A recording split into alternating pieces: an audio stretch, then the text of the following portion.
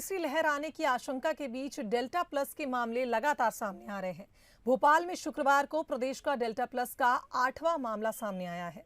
बैरागढ़ के एक युवक के सैंपल की जीनोम सीक्वेंसिंग में डेल्टा प्लस वेरिएंट की पुष्टि हुई।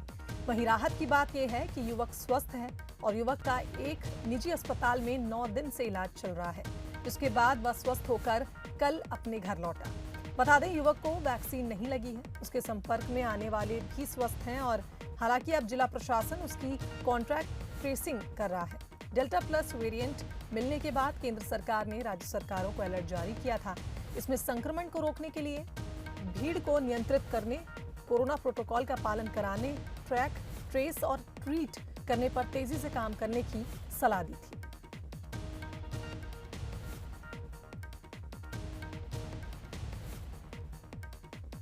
तो अब आपको बता देते हैं कि कहां कितने डेल्टा प्लस के मामले हैं। तो भोपाल में अब तक 3 मामले सामने आए हैं। उज्जैन में 2, रायसेन में 2 और अशोकनगर में एक व्यक्ति में डेल्टा प्लस वेरिएंट की पुष्टि हुई है।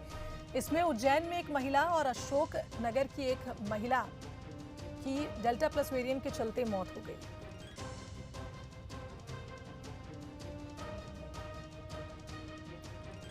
तो कोरोना की तीसरी लहर का प्रमुख कारण अब डेल्टा प्लस वेरिएंट बन सकता है, ऐसी आशंका जताई जा रही है। Delta plus variant delta variant का एक म्यूटेट वेरिएंट है और ये और भी ज्यादा खतरनाक है। तो इस खबर पर हमारे साथ हमारे संवाददाता वासु चौरे लाइव जुड़ गए हैं भोपाल से। वासु, एक तरह से कहा जाए तीसरी लहर की आशंका जताई जा रही थी, इस बीच अब डेल्टा प्लस वेरिएंट आता है। कहीं ना कहीं देश भर में डेल्टा प्लस वेरिएंट तीसरी लहर का कारण बनता हुआ नजर आ रहा है, क्योंकि लगातार इसके मामले भी अब सामने आ रहे हैं। भोपाल की अगर बात की जाए, कल साकेत नगर में एक मामला सामने आया था और अब एक और मामला सामने आया है। क्या जानकारी है आपके पास?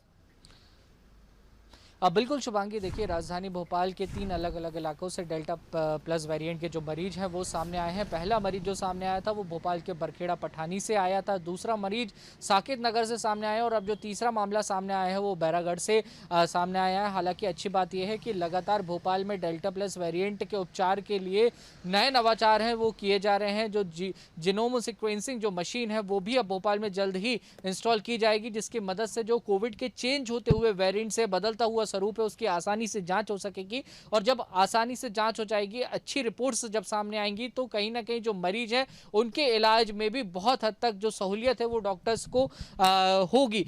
और जो मध्य प्रदेश के डॉक्टर्स हैं, भोपाल के डॉक्टर्स हैं, वो लगातार हेल्थ एक्सपर्ट्स के कॉन्टेक्ट्स में बने हुए हैं। जो वरिष्ठ चिकित्सक हैं, जो डेल्टा प्लस वेरिएंट का लगातार जो सफल इलाज है वो कर रहे हैं, उनके साथ चर्चा कर रहे हैं, उनसे बातचीत कर रहे हैं। और अब तक अगर हम पूरे देश की बात करें तो डेल्टा प्लस वेरिएंट के उपचार में भी हमें सफलता मिलती हुई नजर आ रही है। जो इससे डेथ रेशियो है वो बेहद कम है। हालांकि अभी ये कहना बहुत जल्दबाजी होगा शुभांगी की तीसरी लहर की वजह डेल्टा प्लस वेरिएंट बन सकता है, क्योंकि एक तरफ टीकाकरण अभियान अगर हम देखें तो वो भी बहुत तेजी से चल रहा है। जल्दी से जल्दी अगर टीकाकरण 100% हो जाता है तो जो एक्सपर्ट्स हैं उनका कहना है कि हम तीसरी कोविड की वेव को, लहर को रोक सकते हैं। लेकिन हाँ, ये बात बहुत हद तक सही है कि डेल्टा प्लस वेरिएंट ने चिंता जरूर बढ़ा दी है और इसके लिए बेहद आवश्यक है कि आप कोविड की तमाम सारी गाइडलाइंस का पालन करें। वहीं शासन प्रशासन अपने स्तर पर डेल्टा प्लस वेरिएंट के जो मामले सामने आ रहे हैं उनकी हिस्ट्री ट्रेसिंग, उनकी कॉन्टैक्ट ट्रेसिंग का जो काम है उसको तेजी से कर रहा है, ताकि जल्द से जल्द लोगों को आइसोलेट किया जाए जो इन मरीजों के संपर्क में आए हैं और ये जो डेल्टा प्लस वेरिएंट का वायरस है और ज्यादा ना फैले। बिल्कुल वासु, एक तरह से कहा जाए प्रदेश में जो तैयारियां हैं डेल्टा प्लस वेरिएंट को लेकर, स्टडीज की जा रही हैं, जीनोम सीक्वेंसिंग पर भी नजर बनाए हुए हैं जिन मरीजों में इसकी पुष्टि हुई है। और लगातार चिकित्सा शिक्षा मंत्री भी यही कह रहे हैं कि डेल्टा प्लस वेरिएंट पर नजर बनी हुई है, इसकी स्टडी भी की जा रही है। तो एक तरह से कहा जाए तीसरी लहर को नियंत्रण में लाने के लिए सरकार तैयार है, लेकिन डेल्टा प्लस वेरिएंट ने कहीं ना कहीं अब चिंता बढ़ा दी है। बहुत धन्यवाद आपका तमाम बातचीत के लिए।